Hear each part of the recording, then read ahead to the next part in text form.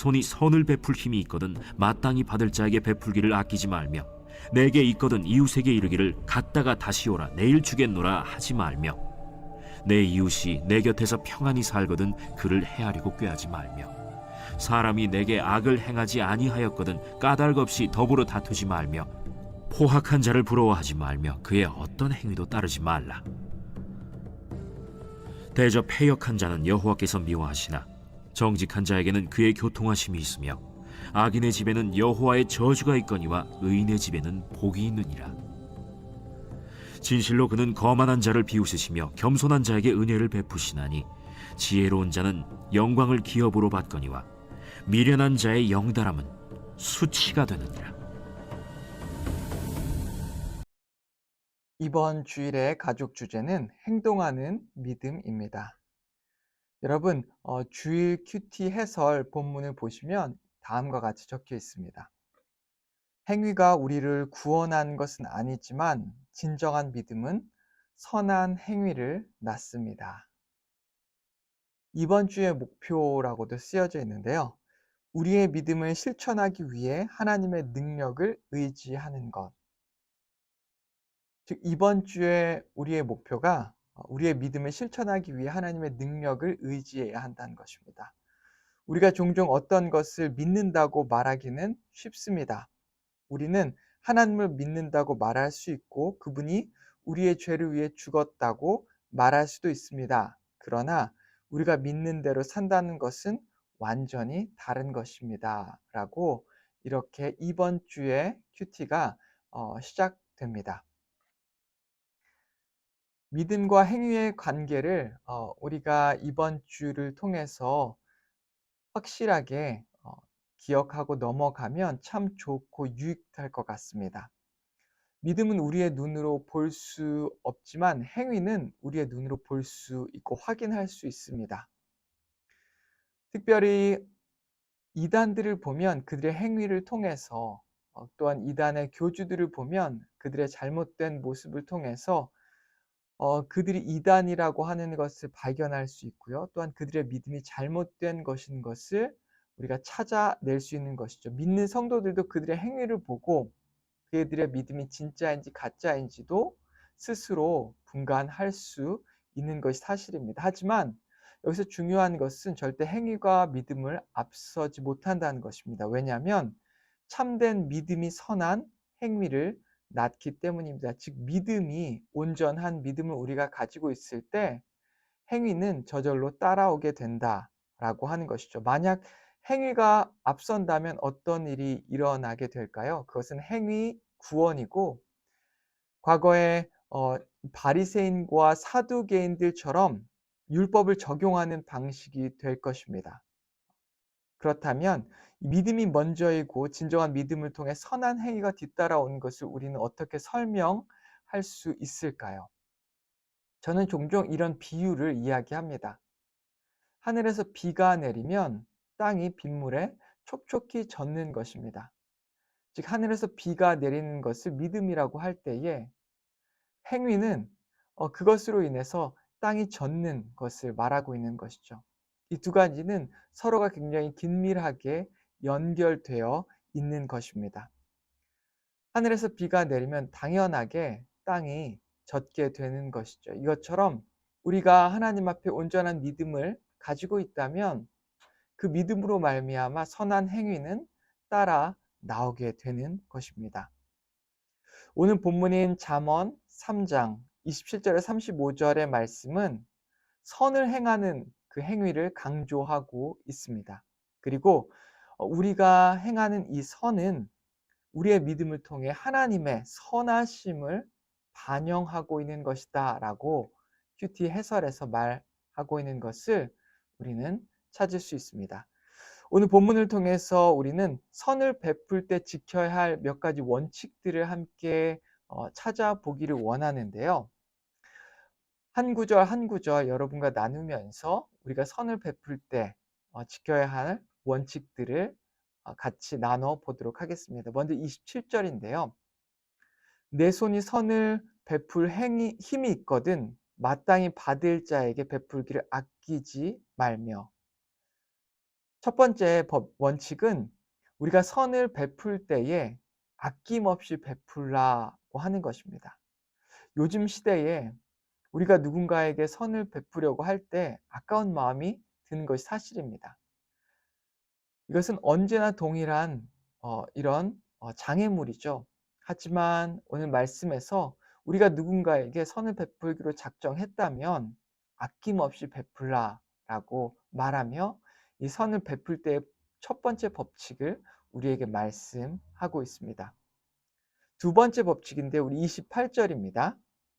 내게 있거든 이웃에게 이르기를 갔다가 다시 오라 내일 주겠노라 하지 말며. 만약 우리가 베풀 것이 있는데 누군가가 우리에게 와서 도움을 요청했을 때 우리가 그에게 내일 다시 오면 주겠다라고 말하지 말라고 하는 것입니다. 이것은 무엇을 의미하는 것이죠? 베풀 기회를 놓치지 말라고 하는 것입니다. 오늘날 우리는 베풀 기회를 놓칠 때가 얼마나 많이 있습니까?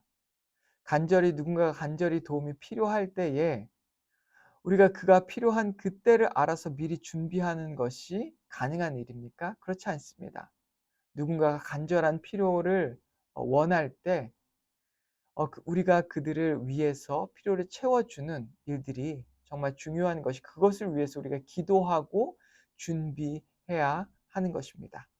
그래서 이 두 번째, 베품의 두 번째 원칙은 베풀 기회를 놓치지 말라입니다. 29절에서 31절을 같이 보시겠습니다. 내 이웃이 내 곁에서 평안히 살거든 그를 해하려고 꾀하지 말며 사람이 내게 악을 행하지 아니하였거든 까닭 없이 더불어 다투지 말며 포악한 자를 부러워하지 말며 그의 어떤 행위도 따르지 말라. 이 29절, 30절, 31절에서 우리가 발견할 수 있는 선을 베푸는 세 번째 법칙은 무엇일까요? 그것은 다툼 없이 베풀라는 것입니다. 우리 주변에 누가 평안히 우리와 함께 지내거나 혹은 그가 어떤 일에 있어서 잘 되거나 그런 일을 볼 때 우리 마음속에서 질투가 일어날 수 있고요. 때로는 그가 한 행동이나 말로 인해서 미움이 일어날 수도 있습니다. 어떤 이유든 그를 해하도록 꾀하지 말라라고 말하고 있고요. 다투지 말라라고 말하고 있습니다.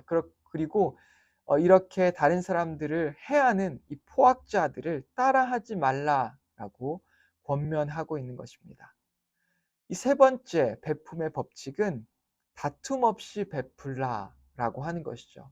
우리가 누군가에게 무엇을 베풀어 줄 때에 오히려 그가 조금 잘 되는 것 같으면 시기하는 마음도 생기고 보상 심리도 생겨서 내가 이만큼 베풀었는데 왜 나에게 아무것도 안 주지?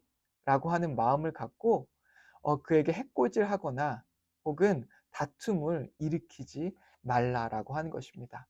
여러분 우리가 생각해 보면 다툼의 여러 가지 이유들 중에 하나가 내가 이만큼 베풀었는데 왜 이 친구는 나에게 그만큼 베풀지 않지? 라고 하는 보상 심리가 작용할 때 다툼이 일어나는 것을 우리가 봅니다. 그렇기 때문에 이 다툼의 세 번째 원칙은 베풀 때에 다툼 없이 베풀어야 한다는 것입니다.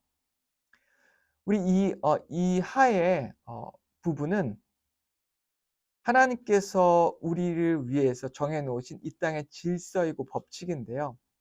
우리가 하나님으로 인해서 우리 이웃에게 선을 베풀 때에 하나님께서 우리에게 어떤 축복을 해 주시겠다라고 약속하신 부분이고요. 혹은 우리가 그들에게 악을 베풀 때에 하나님께서 우리에게 어떤 저주를 내리겠다라고 말씀한 부분이 바로 이 하의 부분입니다. 우리 32절 말씀을 보십시오. 대저 패역한 자는 여호와께서 미워하시나 정직한 자에게는 그의 교통하심이 있으며. 네, 여호와께서 미워하는 자는 패역한 자라라고 말씀하시면서 정직한 자, 정직하게 선을 베푸는 자, 정직한 삶을 살아가는 온전한 사람들에게는 교통하심이 있다라고 말씀하고 있습니다. 교통하심이 있다라는 것은 무슨 뜻인가요? 그것은 바로 하나님과의 깊은 사귐이 있다라고 하는 것입니다. 하나님께서 우리 안에서 우리의 친구가 되어 또 우리와 깊은 교제 가운데 나아가시겠다라고 말씀하고 있는 것이죠. 이렇게 선을 행하고 정직한 인생을 살아가는 자들에게는 하나님과의 깊은 교제를 가질 수 있는 축복이 따라오게 되어 있습니다. 33절입니다. 악인의 집에는 여호와의 저주가 있거니와 의인의 집에는 복이 있느니라. 네, 선을 행하는 이 의인의 집에는 하나님께서 복을 내리신다라고 약속하셨는데요. 온 가정에 복을 내리시는 약속을 주님께서 주셨습니다. 단지 그 한 명뿐만 아니라 그 집안에서 대표되는 이 가장의 선한 행실로 말미암아 온 가정이 모두 여호와의 축복을 받게 되는 것이죠. 마지막 부분인데 34절과 35절입니다.